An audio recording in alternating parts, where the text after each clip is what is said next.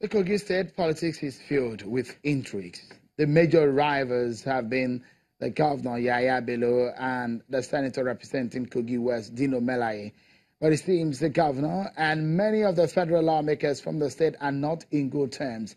Yesterday, Senator representing Kogi Central Senatorial District, Ahmed Ogembe, raised a motion stating that the Kogi state governor, Yaya Bello, was behind the invasion of his empowerment programs that left scores injured. That got the senators talking. The debate was intense. The Senate President and the Deputy Senate President condemned the disturbing trend in the politics of Kogi State. They say it is undemocratic. Well, we take a moment on the program, and when we come back, we dive straight into the politics of Kogi State. Join us again, everyone. Thank you so much for staying with us, everyone. So let's get to it now. Let me take you to what happened on the floor of the Senate yesterday.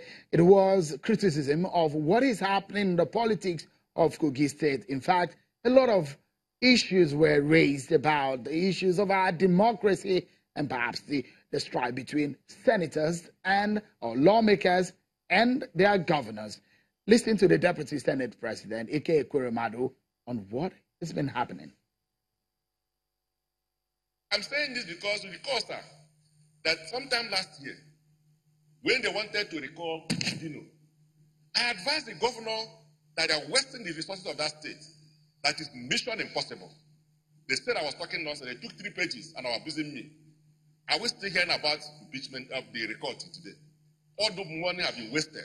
The money that will be used to pay salaries of people in Kogi State was used to mobilize people to go and Dino. Yet those people are still unpaid. Dino is still here. It has not been recalled. So today I'm advising the governor again that the road is traveling will not lead him to anywhere.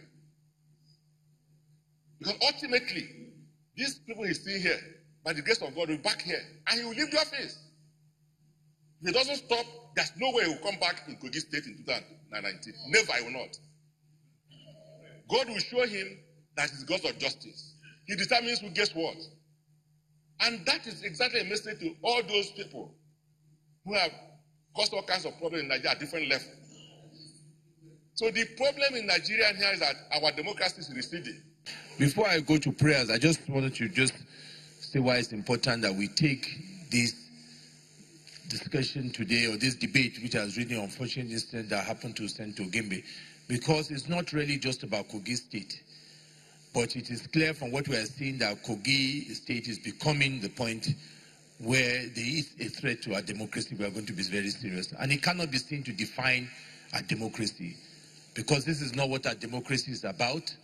For the role we continue to play in the Committee of Nations, we must be seen to make good examples to other parts of the world. And that's why when we go to prayers, the Spirit colleague, I want you all for us to contribute and see. We must get to the bottom of this. We must take actions that will prevent this kind of thing from happening. And we must look at what our prayers would be that will have that effect and condemn this in the strongest terms, because this kind of action is totally unacceptable. It cannot be allowed to continue, because as we say, it just starts with one state. Some of us, as many of us here, have been privileged to be governors before. We have almost 20 years in democracy. This cannot be the democracy that we should be talking about after 20 years. But then you heard those views from perhaps the chairman and the vice chairman of the Senate, the deputy Senate president and the Senate president about the happenings in the politics of Kogi State. Well, the man that the accusing fingers are pointed at was supposed to be our guest on the program tonight. We understand some exigencies, emergency happened today, and he's not able to be in the studio, in our Abuja studio, but he's on the telephone. The governor of Kogi State, Governor Yaya Bello, joins us on the telephone now. Thank you so much, Governor Bello, for your time on the program tonight. Are you somewhat embarrassed by what is happening, especially what people say about the politics and how it's been handled in your state, which some have said, in fact, is a threat to democracy? Hello, thank you very much, Mr. Okimbaloye, and I so much appreciate for inviting me here today. First, I want to assure the people of Kogi State and the people of Nigeria that Kogi State is stable politically, economically we're getting stabilized, and security-wise we're getting stabilized. When I assumed office on 27th of January 2016, I met a state that was bastardized economically, and we were facing a lot of insecurity in the land at that time, kidnapping, armed robberies, and all what have you. And a state that was largely divided along ethnic line, religious line, and class difference. Today, by the grace of God, just 24 months into the administration, we were able to stabilize the state. Today, Kogi State is the safest of all in the country. Today, our economy is stabilizing. Today, the people of Kogi State, we see ourselves as one indivisible entity.